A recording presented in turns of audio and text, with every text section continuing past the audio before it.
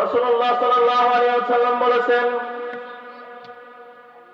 আদিবু আওলাদাকুম আলা সালাতি খিসালিন হুব্বি নবিয়িকুম ওয়া হুব্বি আহলি বাইতিহি ওয়া আলা কিরাআতিল কুরআন রাওয়াহু আদ-দাইলামি আও কামা ক্বালা an-নবী সাল্লাল্লাহু আলাইহি ওয়াসাল্লাম।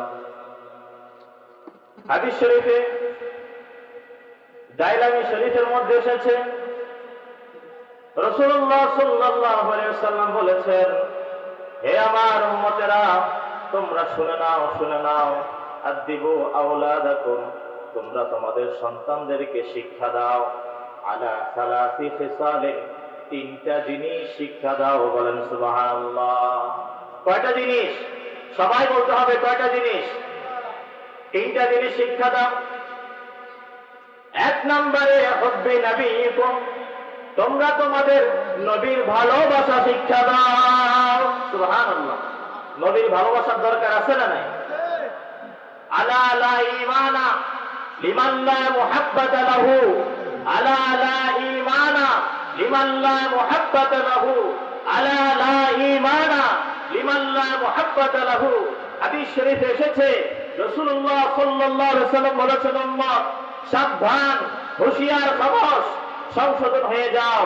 তার ঈমান নাই, নবী গো, কার ঈমান নাই। নবীজি বলে, যার অন্তরে আমি রাসূলুল্লাহর ভালোবাসা নাই, তার তো মূলত ঈমানই নাই। বলেন আল্লাহু আকবার। তাহলে নবীর ভালোবাসার দরকার আছে না নাই? এই বলেন, নবীর ভালোবাসার দরকার আছে না নাই? ওয়া হুব্বি আহলি বাইতিহি, দুই নম্বরে তোমরা আমার আহলে বাইতের ভালোবাসা শিক্ষা দাও। নবীর আহলে বাইত পাক পাঞ্জাতন, এই নবীর ভালোবাসা, নবীর আহল যারা, তাদের ভালোবাসার দরকার আছে না নাই? এই তাদের ভালোবাসার দরকার আছে না নাই? সেটা ভিন্ন আলোচনা। তিন নম্বরে নবীজি বলেন, ওয়া আলা কিরাআতিল কুরআন, হে উম্মত শুনে নাও, হে আমার উম্মত শুনে নাও, ওয়া আলা কিরাআতিল কুরআন। আর তিন নম্বরে তোমরা তোমাদের সন্তানদেরকে কোরআনের তেলাওয়াত শিক্ষা দাও। সুবহানাল্লাহ, আল্লাহু আকবার। আমি জানতে চাই আমার এলাকাবাসী, আপনি আপনার সন্তানকে কোরআনের তেলাওয়াত শিক্ষা দিতে চান কি চান না? এই দুই হাত তুলে দেখান, সন্তানকে কোরআনের তেলাওয়াত শিক্ষা দিতে চান কি চান না? কোরআনের তেলাওয়াত শিক্ষা দেওয়ার দরকার আছে না নাই? এই বলেন, দরকার আছে না নাই? নবীর আদেশ, নবীর হুকুম, নবীর উম্মত হয়ে নবীর হুকুম যদি না মানেন, বলেন নবীর উম্মত হওয়া যাবে? এই নবীর উম্মত হওয়া যাবে? নবীজি তিনটা আদেশ দিলেন, হুব্বি নবিয়িকুম ওয়া হুব্বি আহলি বাইতিহি ওয়া আলা কিরাআতিল কুরআন। নবীর এই তিনটা হুকুম আমরা মানতে চাই কি চাই না? এই বলেন, মানার দরকার আছে না নাই? তাহলে আমার এলাকাবাসী, মহল্লাবাসী, আমি বলবো, নবীর ভালোবাসা শিক্ষা দিন, আহলে বাইত পাক পাঞ্জাতনের ভালোবাসা শিক্ষা দিন, আর সন্তানকে কোরআন শিক্ষা দিন। কি শিক্ষা দিবেন? কোরআন শিক্ষা দিবেন। সম্মানিত হাজিরিন, কোরআন শিক্ষা দিলে কি ফায়দা, কি লাভ জানা দরকার আছে না নাই? وعن أبي هريرة رضي الله تعالى عنه قال قال رسول الله صلى الله عليه وسلم إذا مات الإنسان انقطع عنه عمله إلا من صدقة جارية أو علم ينتفع به أو ولد صالح يدعو له رواه مسلم أو كما قال النبي صلى الله عليه وسلم। আবু হুরায়রা রাদিয়াল্লাহু তাআলা আনহু বর্ণনা করেন, রাসূলুল্লাহ সাল্লাল্লাহু আলাইহি ওয়াসাল্লাম বলেছেন, মানুষ যখন মারা যায়, ইন্তেকাল করে, তখন মানুষের সকল আমল কর্তন হয়ে যায়, কর্তৃত হয়ে যায়।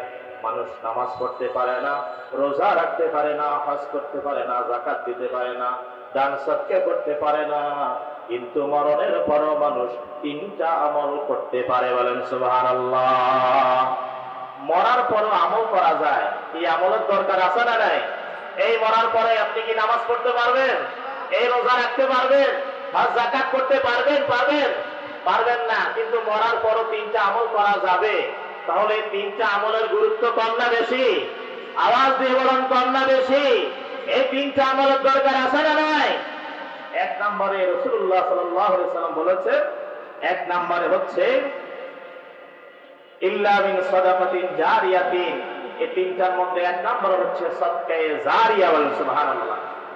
মসজিদ, মাদ্রাসা, খানকা শরীফ এইভাবে কি বলে রাস্তা করে দেওয়া, কালভার্ট করে দেওয়া, ব্রিজ করে দেওয়া, এই কাজগুলো হচ্ছে সাদকায়ে জারিয়া। বলেন সুবহানাল্লাহ। মসজিদে আপনি ইট দিলেন, বালি দিলেন, সিমেন্ট দিলেন, রড দিলেন, টাইলস দিলেন, বিভিন্নভাবে মসজিদের খেদমত করলেন, এই মসজিদটা একদিনে শেষ হয়ে যাবে। কি বলেন? না কিয়ামত পর্যন্ত থাকবে? আল্লাহর ঘর মসজিদ কিয়ামত পর্যন্ত থাকবে কি থাকবে না? শুধু কিয়ামত পর্যন্ত থাকবে না, আল্লাহ রাব্বুল আলামিন মসজিদকে শাফাআতের ক্ষমতা দিবেন।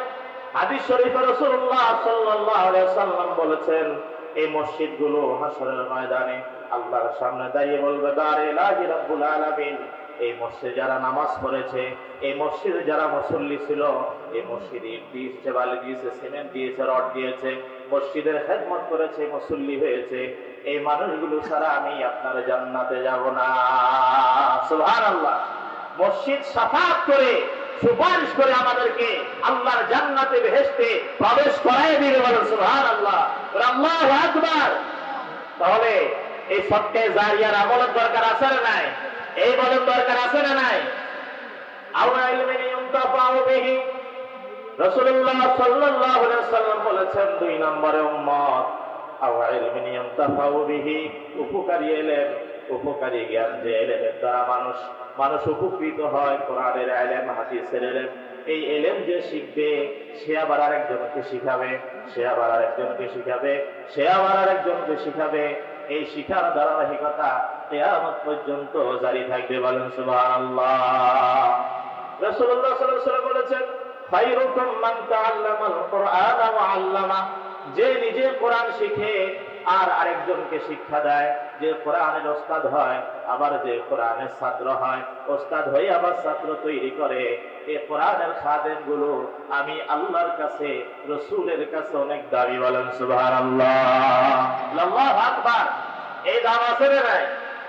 রাসূলুল্লাহ সাল্লাল্লাহু আলাইহি ওয়াসাল্লাম বললেন, তিন নম্বরে আওয়ালাদিন সালিহিন ইয়াদউ লাহু, উম্মত এমন সন্তান, ইয়াদউ লাহু ইয়াদউ লাহু ইয়াদউ লাহু, যে সন্তান মৃত্যুর পরে তোমার জন্য দোয়া করবে, রব্বির হামহুমা কামা রাব্বায়ানি সগীরা, রব্বির হামহুমা কামা রাব্বায়ানি সগীরা।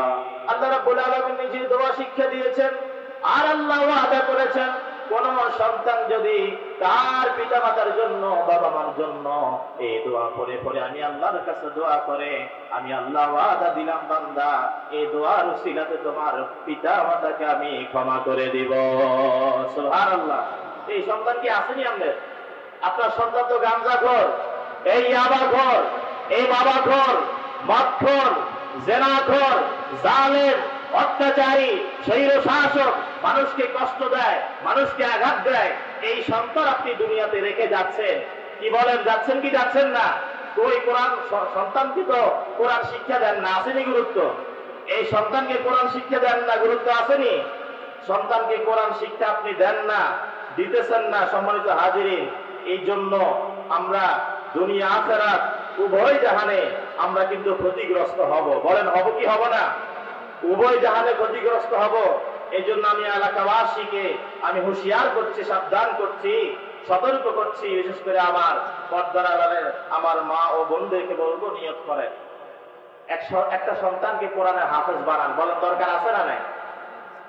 রাসূলুল্লাহ সাল্লাল্লাহু আলাইহি ওয়াসাল্লাম বলেছেন, মান ক্বারাআল কুরআন ফাস্তাযহারাহু ফাআহাল্লা হালালাহু ওয়া হারামা হারামাহু আদখালাহুল জান্নাহ ওয়া শাফাআহু ফি 'আশরাতিন মিন আহলি বাইতিহি কুল্লুহুম ক্বাদ ওয়াজাবাত লাহুন নার আও কামা ক্বালা an-নবী সাল্লাল্লাহু আলাইহি ওয়াসাল্লাম।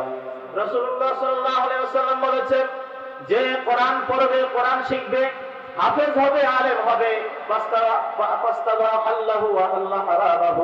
যে হালালকে হালাল হিসেবে গ্রহণ করবে আর হারামকে হারাম হিসেবে বর্জন করবে, আদখালাহুল জান্নাহ, এর বিনিময়ে আল্লাহ রাব্বুল আলামিন ওই হাফেজটাকে, ওই আলেমটাকে, ওই ছেলেটাকে আল্লাহ তাআলা জান্নাতে প্রবেশ করাবেন। বলেন সুবহানাল্লাহ।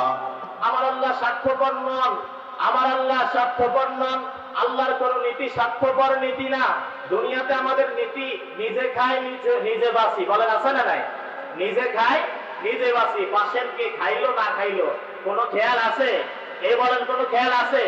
নিজে খাইলেই হয়েছে, নিজে বাঁচলে হয়েছে, আর জন্য খাওয়ারও দরকার নাই, বাঁচারও দরকার নাই। এটা হচ্ছে স্বার্থপর নীতি। বলেন কি নীতি? আমার আল্লাহ কি স্বার্থপর? নাউজুবিল্লাহ। আল্লাহ কি স্বার্থপর? আল্লাহ তাআলা স্বার্থপর না। রাসূলুল্লাহ সাল্লাল্লাহু আলাইহি ওয়াসাল্লাম নুরানি জবানে বলে দিয়েছেন, ওই কোরআনের হাফেজকে, আলেমকে আল্লাহ রাব্বুল আলামিন এই কোরআনের উসিলাতে, কোরআনের বদৌলতে আদখালাহুল জান্নাহ, তাকে আল্লাহ তাআলা জান্নাতে প্রবেশ করাবেন। বলেন সুবহানাল্লাহ।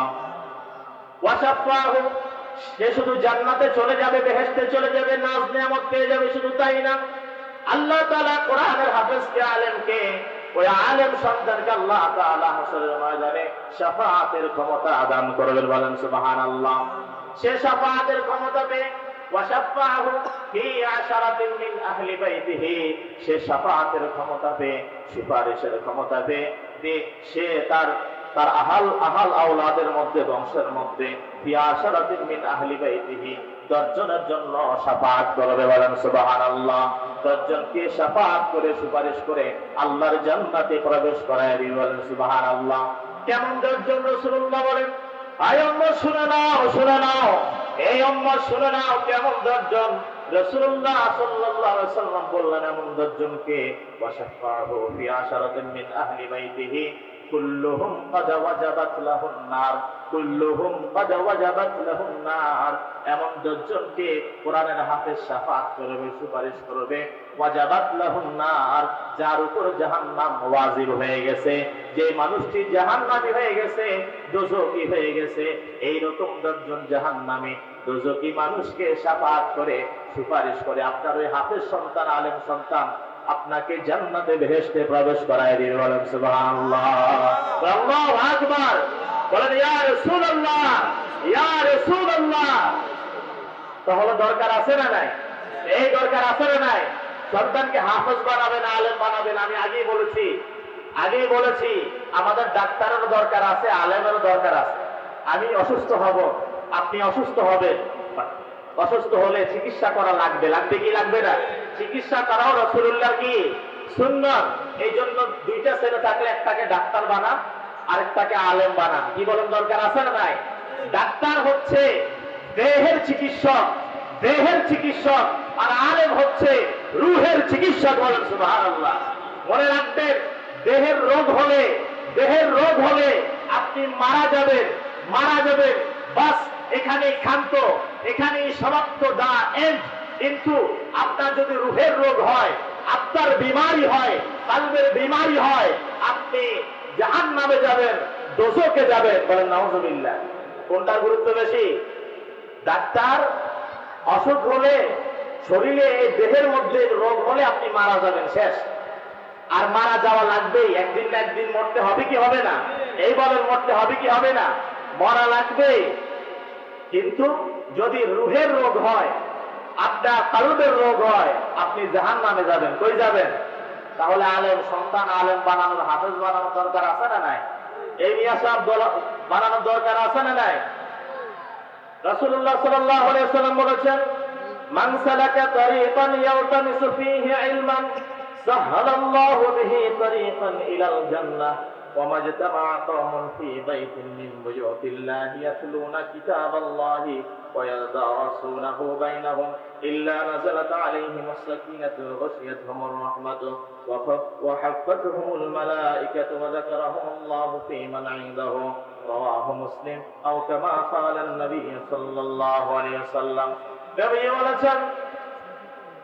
নবীজি বলেছেন যে মানুষটি আল্লাহর রাস্তায় চলে, এলেম অর্জনের জন্য ঘর থেকে বের হয়, এলেম অর্জনের জন্য, হাফেজ হওয়ার জন্য, আলেম হওয়ার জন্য, কোরআনের জ্ঞান অর্জনের জন্য, হাদিসের জ্ঞান অর্জনের জন্য ঘর থেকে বের হয়।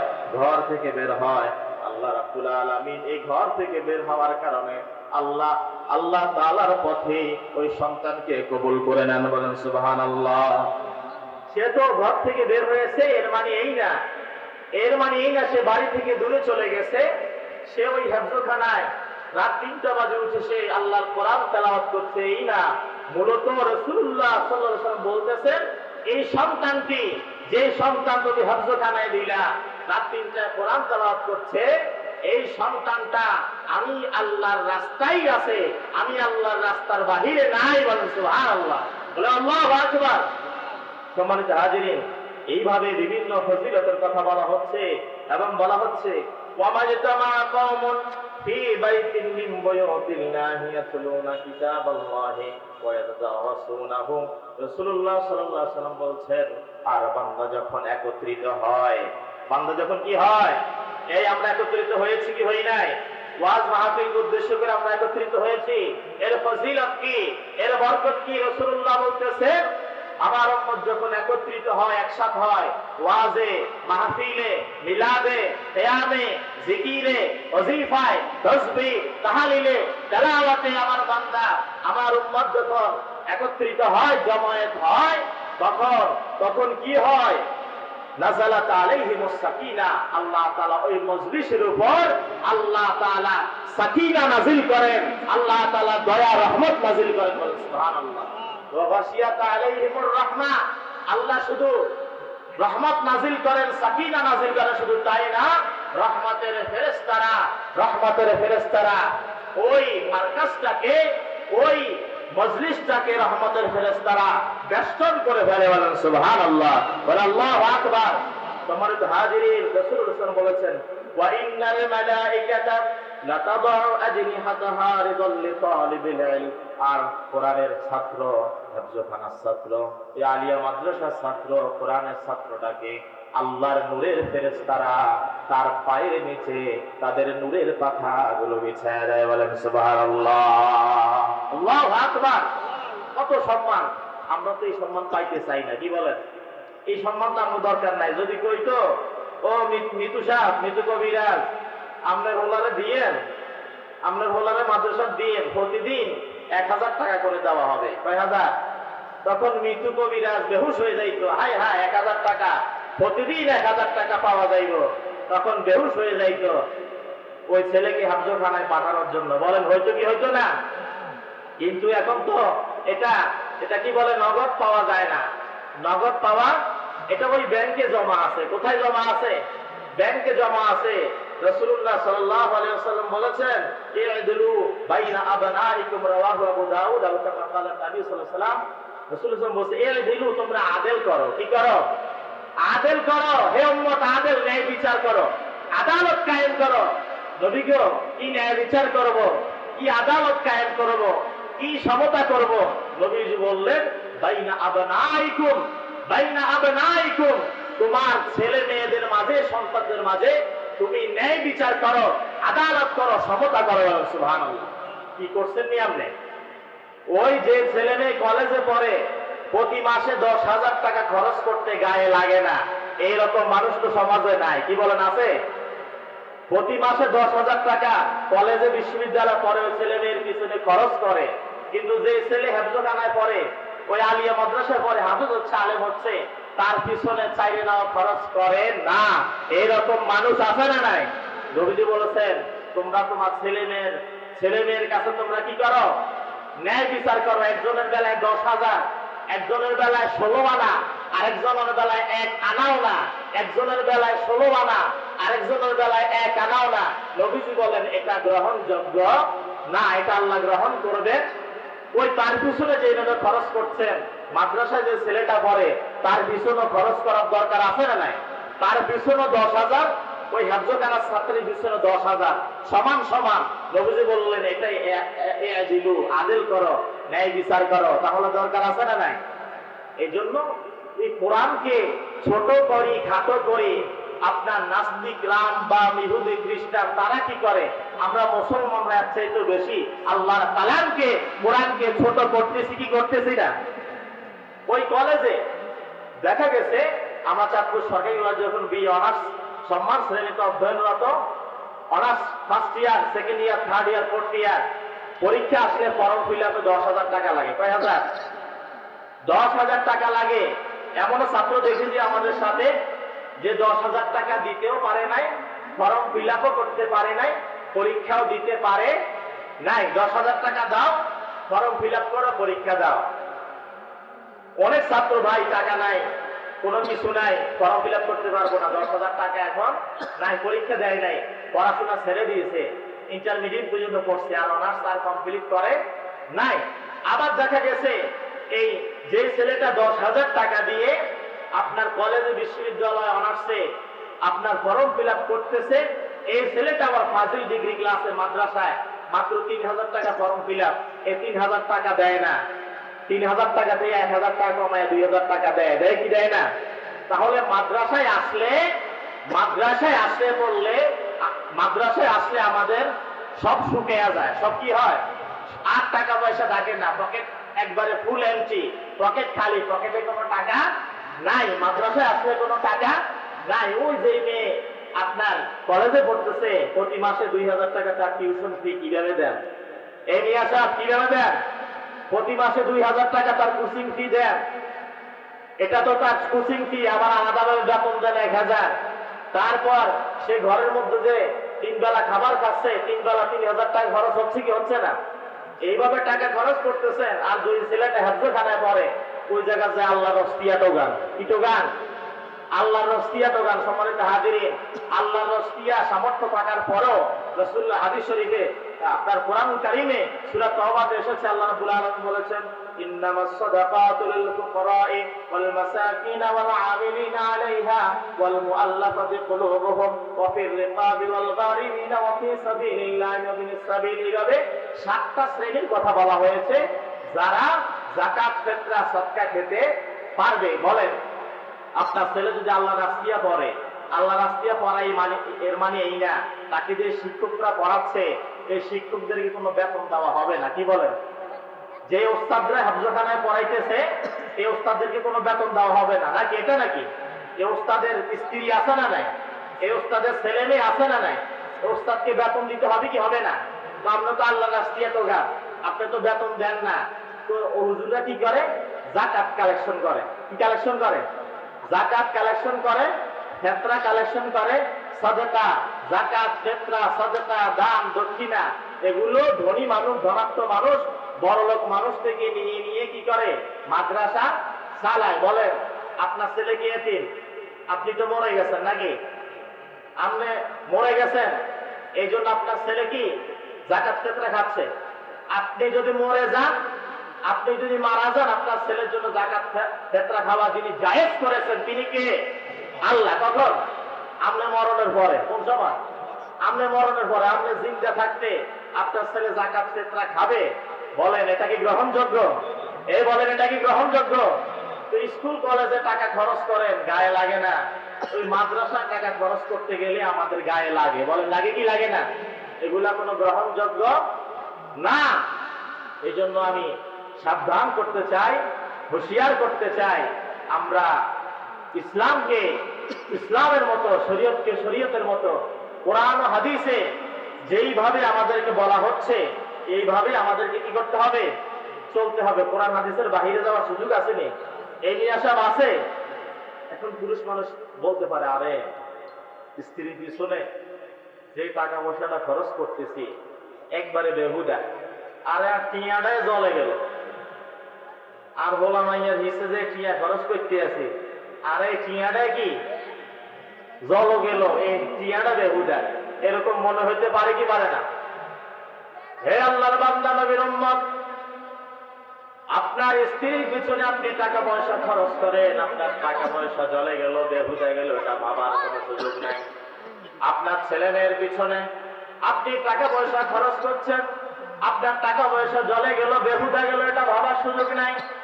হে আমার বন্ধুরা, হে আমার এলাকাবাসী, হে আমার ক্লাসমেট বন্ধুরা যারা বিদেশ রয়েছে, প্রবাসে রয়েছে, তাদের জন্য দোয়া করি। হে আমার বিদেশি বন্ধুরা, আমার ভাইয়েরা, আমার ভাতিজারা, তোমরা শোনো, রাসূলুল্লাহ সাল্লাল্লাহু আলাইহি ওয়াসাল্লাম বলছেন, দিনারুন আনফাকতাহু ফি সাবিলিল্লাহি ওয়া দিনারুন আনফাকতাহু ফি রাকাবাতিন ওয়া দিনারুন তাসাদদাকতা বিহি আলা মিসকিন ওয়া দিনারুন আনফাকতাহু আলা আহলিকা আযমুহা আজরান আল্লাযী আনফাকতাহু আলা আহলিকা রাওয়াহু মুসলিম আও কামা ক্বালা an-নবী সাল্লাল্লাহু আলাইহি ওয়াসাল্লাম। হে আল্লাহর বান্দা, হে রাসূলুল্লাহর উম্মত, মনোযোগ দিয়ে শুনুন। দিনার হচ্ছে আনফাকতাহু ফি সাবিলিল্লাহ, তোমরা আল্লাহর রাস্তায় ফি সাবিলিল্লাহ যা ব্যয় করো তা হচ্ছে দিনার, তা হচ্ছে তোমাদের জন্য সওয়াবের কারণ, পুণ্যের কারণ। বলেন সুবহানাল্লাহ। আল্লাহর রাস্তায় যা ব্যয় করেন তা কি? সওয়াব, পুণ্য। রাসূলুল্লাহ বললেন, ওয়া দিনারুন আনফাকতাহু ফি রাকাবাতিন, আর গোলাম আজাদ করার জন্য তোমরা যা ব্যয় করো, খরচ করো, তাও তোমাদের পুণ্যের কারণ, সওয়াবের কারণ, তাও দিনার। রাসূলুল্লাহ বললেন, ওয়া দিনারুন তাসাদদাকতা বিহি আলা মিসকিন, আর মিসকিনকে তোমরা যা সদকা করো, একটা মিসকিন ছেলে, একটা মিসকিন মেয়ে, তাকে তোমরা টাকা পয়সা দাও, তাকে ঘর বানিয়ে দাও, তাকে তোমরা শীতকালে কম্বল দাও, এইভাবে তাকে তোমরা গোশত দাও, গরুর গোশত, খাসির গোশত, এইভাবে চাল দাও, ডাল দাও, পেঁয়াজ দাও, রসুন দাও, এভাবে সদকা করো, এই মিসকিনকে এটা দাও, তোমাদের জন্য সওয়াবের কারণ। বলেন সুবহানাল্লাহ। রাসূলুল্লাহ বললেন, ওয়া দিনারুন আনফাকতাহু আলা আহলিকা, আর সদকা হচ্ছে পুণ্যের কারণ, সওয়াবের কারণ হচ্ছে আলা আহলিকা, তোমরা তোমাদের পরিবার পরিজন, আহাল আওলাদ, তোমার পিতা মাতা, তোমার স্ত্রী, তোমার সন্তান, ছেলে মেয়ে, তাদের জন্য তুমি যা ব্যয় করো, খরচ করো। প্রতি মাসে 20,000 30,000 সংসার চলে না, আছে না নাই? প্রতি মাসে 50,000 টাকা খরচ হয়, সংসার চলে না। এই তুমি তোমার সংসারের জন্য চাল কিনো, ডাল কিনো, পেঁয়াজ কিনো, রসুন কিনো, মাছ কিনো, মুরগি কিনো, এই সংসারের জন্য তুমি যে ব্যয় করছো, উম্মত, উম্মত, তুমি হতাশা হওয়ার কোনো কারণ নাই। উম্মত হতাশাগ্রস্ত হয়েও না, উম্মত হতাশাগ্রস্ত হয়েও না। সংসারের জন্য যা ব্যয় করো, তাও তোমার জন্য সদকা, পুণ্যের কারণ। বলেন সুবহানাল্লাহ। এই আর কোনো ভয় আছে? সংসারের জন্য ব্যয় করে না, রে সব গেল, আর সব টিয়া জ্বলে গেল, আর সব ব্যয় বুঝা গেল, এটা বলার কোনো সুযোগ আছে? নবীজি বলে দিলেন ক্লিয়ার। আরে মিয়া সাহেব, ইসলামে অস্পষ্ট, অস্পষ্ট কোনো কিছু আছে? ইসলামে সব কি স্পষ্ট, সব কি একেবারে ক্লিয়ার, একেবারে স্বচ্ছ, একেবারে পরিষ্কার, অস্পষ্ট কিছু নাই। অস্পষ্ট কিছু আসেনি। নবী সর্বশেষ বললেন, আযমুহা আজরান আল্লাযী আনফাকতাহু আলা আহলিকা উম্মত। সর্বশেষ আমি রাসূলুল্লাহর রায়। কার রায়? এই মিয়া সাহেব, আমি মৌলবীর রায় নাকি? আপনাদের ইমাম সাহেবের রায়? এই 7 নং ওয়ার্ডের কাউন্সিলরের রায়? এই মেয়রের রায়? এমপির রায়? রাসূলুল্লাহর রায়। রাসূলুল্লাহ হাবিবুল্লাহ রাহমাতুল্লাহ আলামিন নবীজির রায়ের উপর, নবীজির রায়ের উপর, নবীজির ফতোয়ার উপর এই দুনিয়াতে আর কোনো ফতোয়া আছে? এই নবীজির কথার উপর আর কোনো কথা আছে? নবীজি রায় দিলেন, নবীজি ফতোয়া দিলেন, সিদ্ধান্ত দিলেন, আযমুহা আজরান আল্লাযী আনফাকতাহু আলা আহলিকা উম্মত, তুমি তোমার পরিবারের জন্য, তোমার ছেলে মেয়ের জন্য, স্ত্রীর জন্য, মা বাবার জন্য যা খরচ করো, এটাই হচ্ছে সবচাইতে উত্তম, সবচাইতে শ্রেষ্ঠ, আল্লাহর কাছে মকবুল, আল্লাহর কাছে মঞ্জুর। বলেন সুবহানাল্লাহ। বলেন আল্লাহু আকবার, বলেন আল্লাহু আকবার, বলেন ইয়া রাসূলুল্লাহ, বলেন ইয়া হাবিবাল্লাহ। আর কোনো কষ্ট আছে? 30,000 টাকা সংসার চলে না। এই 30,000 টাকা কি? সদকা, দান, পুণ্যের কারণ, সওয়াবের কারণ। এইভাবে অনেক আমার একটা অভ্যাস, আমি যা কিছু শিখি, যা কিছু অর্জন করি, এগুলো আমি নোট করে রাখি। 2001 সাল থেকে আজকে আমার মাদ্রাসা অভিভাবক সমাবেশ, আল ফাতিহা মডেল মাদ্রাসা, এটার ফাউন্ডার আমি সহ আমার কয়েকজন বন্ধু, আমার এলাকার ভাই ভাতিজা অনেকেই জানে, অনেকেই তাদের ছেলে মেয়ে দিবে বলছে। তো আমি সেই 2001 থেকে 2025 আমার শিক্ষা জীবন 25 বছর। কয় বছর? 5 বছর বয়সে, মাত্র 5 বছর বয়সে, আপনারা জানেন আমার বাবা তৎকালীন সময়ের বিএ পাস। 70-এর দশকে একজন শিক্ষিত বাবার ঘরে আমার জন্ম হয়েছে, আলহামদুলিল্লাহ। কিন্তু অত্যন্ত অল্প বয়সে, আমার 5 বছর বয়সে আমার আব্বা ইন্তেকাল করেন। আমার 3 বছর বয়সে আমার আম্মা ইন্তেকাল করেন। তো 5 বছর বয়সে শিক্ষা জীবন শুরু। আমি কি করেছি, 2001 থেকে 2025 পর্যন্ত 25 বছরে আমি যা শিখেছি আমার সবকিছু নোট করা আছে। বলেন মারহাবা, বলেন মাশাআল্লাহ। আজকে আমি আমার শিক্ষার্থীদেরকে বলেছি, আমার ছাত্রদেরকে, তাদের মা বাবা গার্জিয়ানের সামনে, যে 25 বছরে এখানে আমার কাছে প্রায় 1000-এর উপরে গজল আছে। আমি গজল গাই না, কারণ গজল গাওয়ার সময় নাই। সময় হলো 20 মিনিট, গজল কি গাবো? আমার কাছে আলহামদুলিল্লাহ, আল্লাহ শুকরিয়া, ফখর না শকর, প্রায় 1000-এর উপর গজল আমার কাছে রেকর্ড করা আছে, নোট করা আছে।